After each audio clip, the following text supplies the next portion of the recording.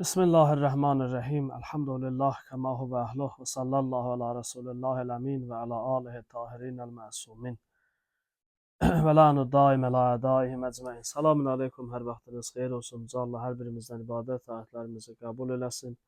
Və bildiyiniz kimi İmam Əli əleyhissalamın vəsiyyətnaməsini oxuyurduq sizlərlə və gəldik vəsiyyətnamənin mühüm bir hissəsinə çatdıq.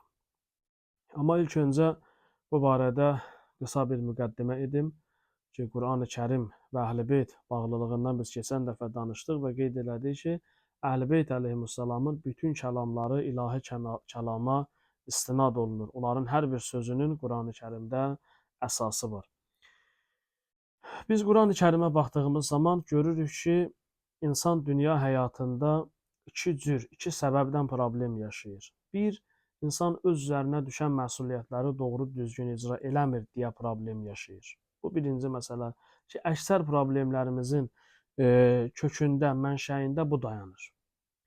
İkincisi isə Allah tərəfindən təqdir edilən problemlər və çətinliklərdir. Bu da qaçılmazdır. Bəli, bizim bir problemimizin bir səbəbi özümüz isə, digər səbəb isə Allah tərəfindən onun təqdir edilməsidir.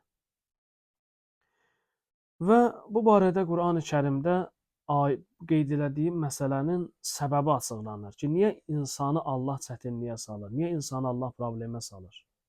Ayədə oxuyuruq, Hədid surəsinin 23-cü ayəsidir. 23-cü ayədə oxuyuruq, لِكَيْ لَا تَأْسَوْا عَلَى مَا فَاتَكُمْ وَلَا تَفْرَحُوا بِمَا آتَاكُمْ وَاللَّهُ لَا يُحِبُّ كُلَّ مُخْتَالٍ فَخُورٍ. Uca Rəbbimiz buyurur ki, Allah insanı ona görə çətinliyə salır ki, əlinizdən çıxana kədərlənməyəsiz və onun verdiklərinə görə yersiz sevinməyəsiz. İki səbəbdən Allah insanı çətinliyə salır. Bir, kədərlənməməyiniz üçün. İnsan niyə kədərlənir? Yəni, buradan kədərlənməməyiniz üçün nə deməkdir? İnsan onsuz da nə zamansa bu dünyada sahib olduğu bütün şeyləri qoyub gedəcək. Mütləq. Hər kəs dünyada nəyə sahibdirsə, əməlindən başqa hamısını qoyub gedəcək yalnız əməli ilə. Bəzən deyirlər, insan bu dünyadan köçəndə özü ilə kəfən aparır. Əslində, insan özü ilə kəfən aparmır. Kəfən də dünya üçündür. Qəbirdə müəyyən bir gün, 5 gün, 10 gün, müəyyən zaman kəsimində o da çürüyüb aradan gedir. İnsana yalnız əməli qalır. Və insan o bir gün ki, hər şeyin tərk eləyəcək, hər şey əlindən çıxacaq, ona özün hazırlamalıdır. Əks halda son məqamda problemlə rastlaşacaq. Sözümüzə misal deyim. Məsələn, yüksək sürətlə hərəkət edən maşın gəlir təyinat nöqtəsinə çatanda qəfil əyləci vurur. Qəfil tormuz edir, belə deyək, və qəfil yüksək sürətlə qəfil tormuz vuranda bütün maşının içərisində olan nə varsa hamısı aşıb dağılır. Əgər insanın qoruyucu kəməri olmasa, insan özü də xəsarət ala bilər. Bu birinci növ. Amma təcrübəli sürücü isə belə eləmir. Təyinat nöqtəsinə çatana qədər yavaş-yavaş əyləcdən istifadə eləyə-eləyə sürəti azaldır və gəlir təyinat nöqtəsinə çatanda artıq maşın dayanır, heç bir problemsiz. İnsan da bu dünyada o maşın kimi hərəkətdədir, Allaha doğru hərəkətdədir. Gəlir o təyinat nöqtəsi ölüm çatanda, əgər hazırlığı olmasa, qəfil həyatın tormuzu vurulanda, insan dünyasını dəyişəndə bütün sistem qarışır bir-birinə. İnsanın düşüncəsi, əqli, əqaidi, hamısı qarışır bir-birinə. Allah göstərməsin, insan onda küfrə də düşə bilər, problemə də düşə bilər, Allaha üsyan da eləyə bilər. Niyə? Çünki qəfil oldu hər şey. Bir də var ki, insan özü yavaş-yavaş özünü alışdırır. Malının, niyə görə deyirlər, malını xumsun ver, zəkatın ver, nə bilim, sədəqə ver, yardım elə. Bunlar insanı maldan ayıran şeylərdir. Mərhələli şəkildə insanı ayırır. Və yaxud da Allah insanın həyatına müdaxilə eləyir. Bəzən görürsən ki, adamın yaxını, əzizi itirir, övladını itirir, nə bilim, mülkünü itirir və s. Niyə? Allah yavaş-yavaş o əyləzdən istifadə edir ki, insan gəlib o təyinat nöqtəsinə çatanda aləmi bir-birinə qarışmasın. Rahat olsun. Bu ilahi nemətdir. Ona görə Uca Rəbbimiz buyurur ki, لَكَيْ لَا تَأْسَوْا عَلَى مَا فَاتَكُمْ. Ona görə Allah bunu eləyir ki, əlinizdən çıxanlara görə təəssüflənməyəsiniz. Yəni, aramlığınız olsun, hazırlığınız olsun bu işə. Və ikincisi, və la təfrahu bimə atakum və sizə verdiklərinə görə də yersiz fəxrlənməyəsiniz, yersiz fərəhlənməyəsiniz, sevinməyəsiniz. Bəzən insan əlində olan nemətlərdən mal, övlad, pul, mülk, vəzifə və s. yersiz fəxr eləyir, iftixar eləyir. Mənim malım, mənim mülküm, mənim evim, mənim balam, mənim övladım ki, yersiz həddindən keçəndə bu da insan üçün ziyandır. Ona görə Allah buyurur ki, mən insanlara bəzən problem verirəm, çətinlik verirəm ki, insan sürətini alsın, azaltsın yavaş-yavaş, təyinat nöqtəsinə çatanda narahatçılıq yaşamasın. Bu Allahın lütfüdür. Ona görə bəzi ariflər deyirdilər ki, bir gün, 5 gün, bir həftə bəla gəlməyəndə, çətinlik, sıxıntı olmayanda qorxurdular. Deyirdilər, Allah, olmaya bizi tərk eləyirsən. Olmaya günahlarımız səbəbindən bizi öz başımıza buraxıbsan.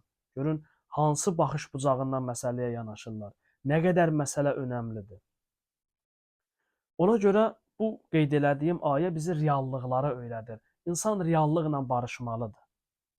Bizim ən böyük problemimiz müasir zamanda reallıqlarla barışa bilməməyimizdir. Ailə daxili problemlər, boşanmalar, cəmiyyət daxili problemlər, bunlar nə üçündür? İnsan reallığı qəbul eləyə bilmir. Hər kəsi, hər şeyi, hər bir hadisəni öz istəyinə uyğun istəyir idarə eləsin. Təbii ki, bu da olmur. Mən istəyirəm mənə uyğun olsun, o birisi istəyir ona uyğun olsun, bu istəyir buna uyğun olsun və nəticədə ciddi fikir ayrılıqları, ixtilafları və qarşıdurmalara səbəb olur. Amma Uca Rəbbimiz insanı bunun üçün xəlq eləməyib ki, insan reallıqları görməlidir, başa düşməlidir, anlamalıdır ki, bu dünyanın içərisində bunlar qaçılmazdır, problemlər qaçılmazdır, çətinliklər qaçılmazdır. Və bunun iki səbəbi var. Ya mənim öz səhvim ucbatından olub, ya ilahi tərəfdən. Öz səhvimdirsə istiğfar və düzəlişinə cəhd eləməliyəm. Bəli, burada israr elə.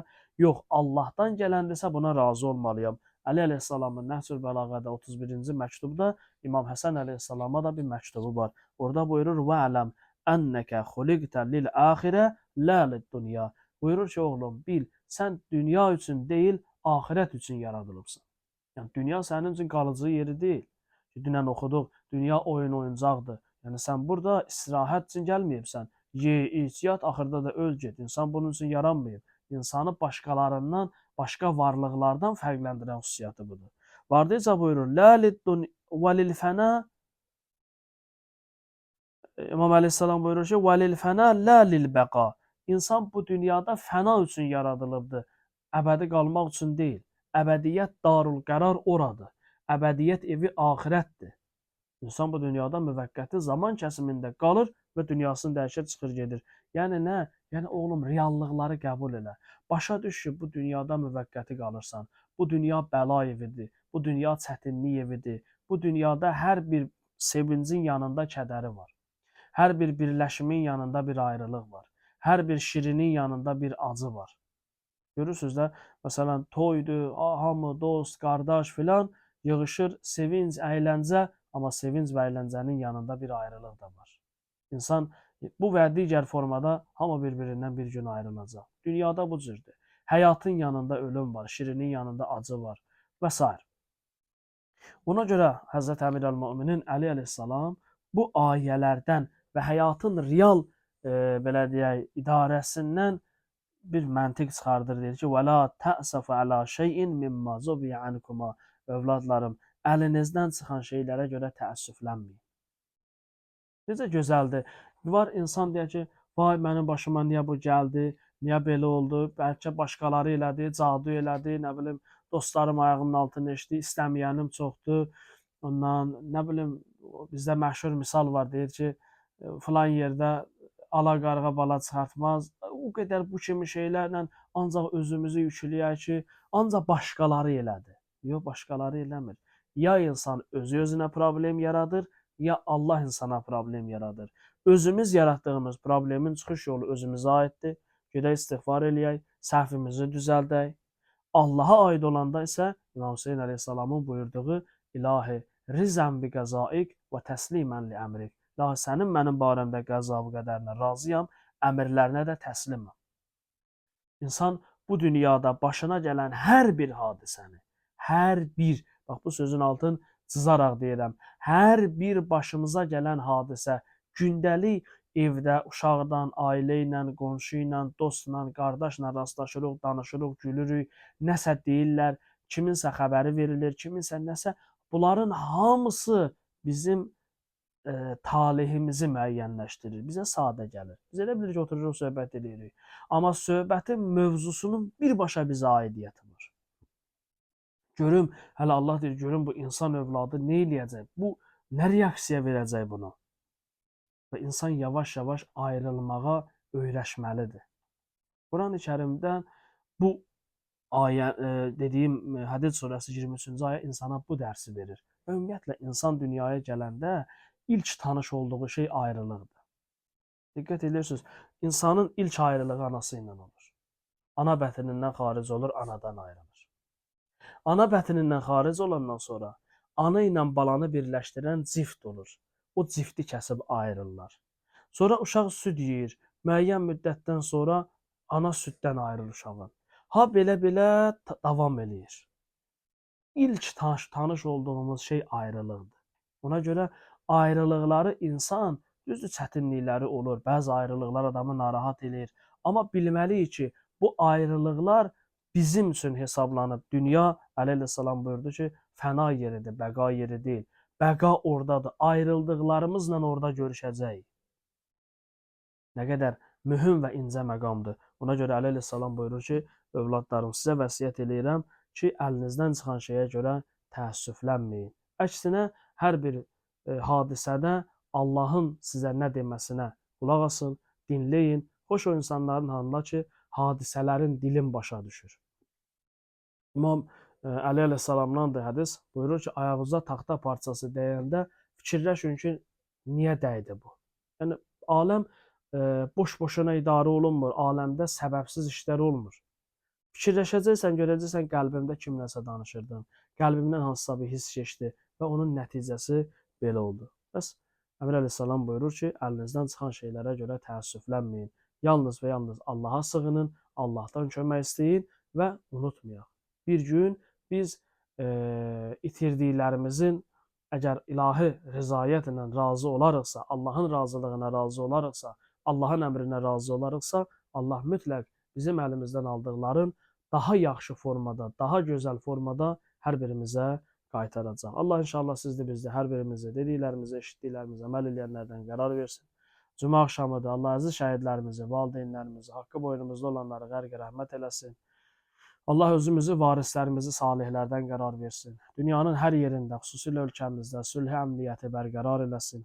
Allah inşallah hər birimizin mübarək Ramazan ayının feyzindən bir nəsib eləməsin. Vəssalamu aleykum və rəhmətullahi və bərəkatuhu.